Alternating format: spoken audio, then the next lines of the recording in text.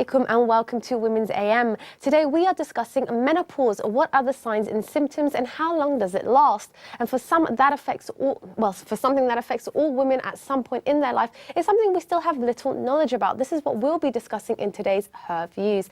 And at the end of the show, we'll be talking about whether timetabling and scheduling for our children help or limit their growth. I'm Ayana, and joining me on the panel this morning, we have Mariam, an art therapist, and our special guest this morning, Tracy Mason, a founder of My Menopause Mentor. How are you guys doing this morning? Really good, thank you. I'm so glad to have you both on, and we're both, all three of us are all here. I think it was such a hectic morning trying to get in, wasn't it? Yeah, with the tube strike. Yes, yeah, and you walked it all the way from Waterloo. Waterloo took me about an hour, but I did it. Oh my goodness, I can't even imagine how crazy it must have looked coming in from Waterloo. It did. And Mariam, you've come in all the way from Bedfordshire. How did you manage it this morning? I took the train to Farringdon and then just walked from Farringdon, which was quite nice actually, quite leisurely. Oh, okay, so that's not too far then. Okay, that's actually quite good. I thought that you would have to get off at King's Cross and then walk in. But then I just did a bit of quick rethinking and then just thought, stay on one stop more, and here we are. It was really straightforward. Oh, that's so good. I walked all the way from home. Yeah. Well, tell us where you live first. It might have been 5 minutes. Morgan. No, it wasn't 5 minutes. I wish it was. Nearly 2 miles, but there you go. Yeah. But there you go. I'm here. Just see dedication. Yeah. We've done it. We've made it. Done a bit of exercise as well this morning. That's my exercise. Well, I was going to say for the day, but no, the same walk is waiting for me home yet. So, Tracy, you are the founder of My Menopause Mentor. That's right, yes. Tell us a little bit about that and how you started it. Yeah. My background, I'm a kinesiologist. So kinesiology is looking at the whole body and looking for balance. So I balance my clients I test through muscle testing, and I balance looking at nutrition, supplements, emotions. And I've been doing that for 6 years now. And I actually teach kinesiology, which we talked about earlier, and I absolutely love teaching kinesiology. However, about 3 years ago, I thought I wanted to specialise more on female hormones. And so my client base is we called it the 7 Ps, from puberty through to pregnancy, pre-pregnancy, post-pregnancy, perimenopause, menopause, postmenopause, and pensioners. My eldest client is in her late 70s. But because of probably of my age, which I'm 54, and a lot of my clients' age, the menopause is an area that I thought really I want to help more women, because there's not a lot of information out there. No, there isn't. No, there isn't. I think that's the thing, is that you never really think about your health as a female specifically until you get to a certain age or you have a certain issue, and then you try and find out what's going on and what's going wrong. And I know that I wouldn't be thinking about menopause unless I had to go through it, and I think that's true for a lot of women, isn't it? Yeah, absolutely. I mean, I'm 47, so I thought that I was actually going through perimenopause, but I'm actually going through menopause quite gently by the sounds of it from conversation. That's right. What Tracy said to me earlier before the show, which really shocked me, was that menopause is just one day. So it kind of just threw me a bit, because we think of it as 10 years or whatever, don't we? Or, this whole build-up and then another 10 years. That's the thing, though. Dramatic. I think as women, I think we have so little knowledge about the way our bodies work, and we really should know more. And I think that's what's so important about today's topic, is that we're actually going to get to discuss it. Yes. So we're not going to get into it right now. No. We've got other bits to get through, so we'll move on to News Bites. So, Mariam, you've got the article for us this morning. What is it about? Well, we've got an article from The Telegraph, which is speaking about a woman that didn't buy anything for a whole year and then said that she saved £22,000. Wow. Now, she said that she was actually influenced by the Buy Nothing Day, which is an anti-consumer movement started off by the whole Black Friday, everybody going crazy on Black Friday. And she said that she decided to jump off the consumer bandwagon because, as a financial journalist, she recognised, how people are sort of like just getting themselves into a lot of trouble because of just spending more than they need to. And she said that she wasn't innocent in that regard, because, in 1 year she spent £400 on takeaway coffee, and she said she's not even a fan of coffee particularly, so she realises how easy it is to just spend very frivolously, and she thought, no, let me go ahead and try this thing. She said actually it was very liberating and she really enjoyed it. You see, I can believe that because I think when you kind of make that conscious decision that you're not going to spend money, I mean, obviously, apart from your hand itching a little bit or when you're going past shops, I think it's not that hard to do. I think it's trying to understand, why am I buying this? Do I actually need it? Exactly. And what do you think? I know you've read it as well. I read it yesterday, actually, even before we talked about it this morning. And one of the question from the Telegraph was, can you follow in Michelle's footsteps, refraining from buying even one glass of wine for a whole year? And I'm going to say no, which might surprise you. But the reason is, I think her and her husband have been very, very lucky to have had the money to been able to be, let's say, frivolous in the past. And I'm sure they've worked very, very hard.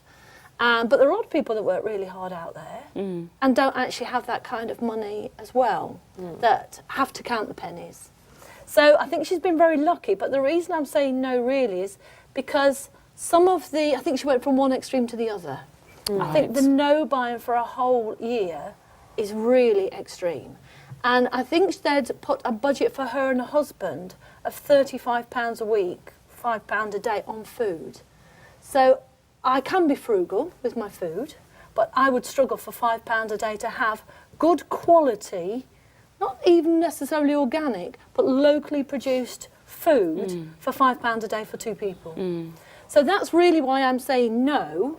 It's the fact that I think she's gone from one extreme to the other. That's quite interesting because you wouldn't tend to think about that side of things. And I think, you know, as consumers, we tend to not think about the quality of things, especially when it comes to food. We tend to think about, okay, how much is it going to cost me? The cheaper, the better. Yes. You know, and getting value for money. But what is the value that we're getting? I think we don't think about that. That's right.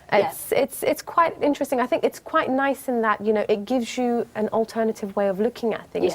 It makes you question, you know, how you're buying things and what you're buying. So in that sense, it's quite good because a lot of the times we don't think about it. I think even now with, you know, contactless payment cards, it makes it so much easier just to spend money without realizing how much has gone out of your bank account. You know, everywhere you go, oh, I'll have a cup of coffee, tap. I'll have a slice of cake, tap. You know, oh, I need a new pair of shoes, tap. You know, and then by the end of the week, if you calculate how much you spent, you would have spent a lot more money than if you were carrying a specific amount of cash in your pocket saying this is all I'm going to spend. Absolutely, Doesn't seem like real money, does it? That's right, yeah. Doesn't seem like real money. No, it's quite interesting. I think I'd be quite interested in trying this out. Probably for a year. I think maybe not buying anything, not to that extreme, but I think cutting down on how much I spend. So rather than buying a coffee outside, you know, get coffee from home.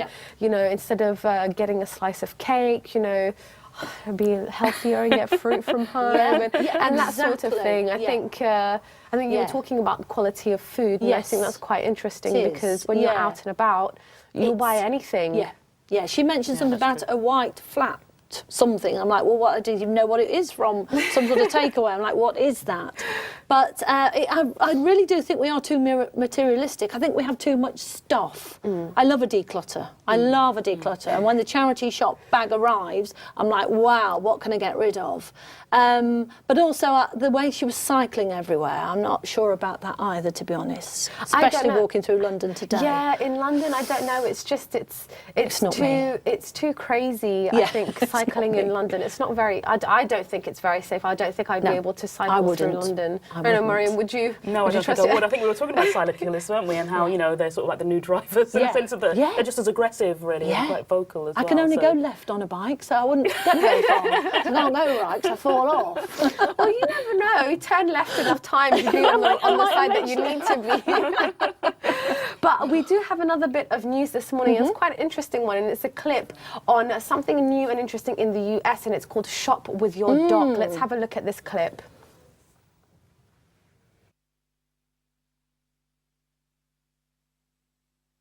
Enter a US supermarket and the dilemma is all too common.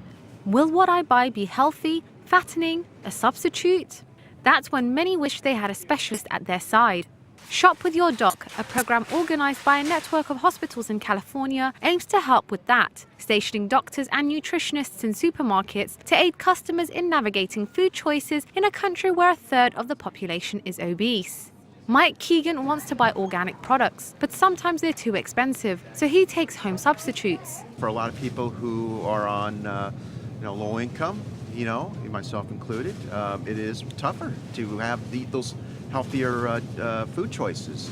So, I mean, you want to go, you can't eat fast food all the time, but it is very quickly, especially here in America. All are pushing shopping carts at a supermarket in the small city of 260,000 residents, and suddenly they cross paths with a white coat-clad woman. She is Monica Doty, a nurse specialized in family medicine. She suggests that simple recipe swaps can have lasting impact, such as substituting mashed potatoes with cauliflower puree. For example, swapping out soda, you can use carbonated water instead, and that's not significantly more expensive, especially if you shop on sales too. So it's just about educating people. I don't think income has a lot to do with it. It's about making smarter choices. At the Irvine supermarket, the fight for healthier eating begins at the entrance, where a smiling Marina Sawari offers to take customers' blood pressure. And while the cuff tightens and the reading is registered, she offers dietary recommendations. Doherty, meanwhile, is in the aisles, escorted by Jai Kutra, a program employee whose job is to hand out complimentary bags with brochures and a container and spoon to help teach healthy eating. Obesity is an epidemic in the United States, affecting 32.6% of the population, according to the World Health Organization, and 36.5% according to the US government. That's a really interesting clip, and it kind of ties in with the things that we were saying earlier about the quality of food. And one of the men that was interviewed there said that when you're on low income, it's the less healthier foods that tend to be the cheapest. It's true. And although the nutritionist had something else said differently, but what do you think? Do you feel that especially for people who do live in bigger cities, with the stresses of everything, the cost of rent and everything else, do you feel that it has become the norm now where people feel that buying processed foods is a lot cheaper than buying fresh foods? Yes, it is. Yeah, buy 3 or buy 2 get 1 free are often on processed foods. I also think it's about time as well. So yes, organic food is more expensive. Doesn't necessarily always have to be organic, but if you could get locally grown food and fruit and veg, that's going to be better. But I think it's about time for a lot of people. They don't want to, or they don't have the time, or don't feel they have the time to make that sauce from tomatoes or even tinned tomatoes. They will buy it. I think it's sad that that nation has got into that sort of that situation that they need people, nutritionists in supermarkets. Well, I think when you do hear a statistic like a third of the nation is obese, it's quite shocking, and you would think, okay, maybe they do need something as drastic as having nutritionists at the supermarkets to offer people advice, because who knows, maybe people just don't have the time to go see a nutritionist. Maybe they can't afford it, because the health system is very different in the US to what it is here. We're lucky enough to have the NHS where, the GP can, refer us to see a nutritionist, whereas over there it might not be within sort of their price plan, their insurance and that sort of thing. What do you think, Miriam? Well, I think that, I think whether it's in the UK here or in the US, we have an issue with eating too much sugar, too much salt. So the idea of the quality of the food that we're eating is a problem, and I think that actually we shouldn't be thinking so much process. We should be thinking about simple vegetables. But I think that, I don't know if it's about instant gratification or just expecting to have something now without putting the time into it. But it could be very easy to put together a plate of vegetables as a meal, but it's not something that we are necessarily attracted to, even though it is the best option. I wonder if we should start with the children and get children interested in cooking. And it's home economics. When I was at school, we all, boys and girls, were all taught to cook. And, I've got 2 sons and they cook, and my husband's cook, and we cook from scratch. And it is time consuming, and sometimes when at the end of the day, it would be much easier to get that processed lasagna out and pop it in the oven. But I think probably getting children interested in food, not necessarily growing food, but showing them, where, what a carrot looks like, and perhaps just some sweet corn and things, and educating children that things aren't necessarily in tins and boxes. It's true, and I think sometimes we tend to think that everything has to be a long process. It doesn't have to be. You can cook things from scratch that are just very simple. You can stick some fish in the oven, you can steam some vegetables. It doesn't have to be overly complicated, and you can organise yourself as well to make things easier for yourself. But I think there's a relationship as well with food, taste, and those receptors in the brain, because when we get that salt, fat, sugar sort of thing, it has an impact on our brain, right? So we want to go for that. So we want to go for the pizzas, we want to go for the fried or food that has all of those elements in it. Whereas if we go for a simpler dish, we don't get that. And you have to almost like detox yourself from those ways of experiencing it. We've gotten into the point where we've corrupted our taste buds, where fresh foods don't taste as good as they should to us. But anyway, this is something that I'm sure we'll be able to continue talking about for ages, but we do have to go on a quick break. We'll be back shortly to discuss menopause in her views today, so we'll see you after this very short break, inshallah. Assalamu alaikum.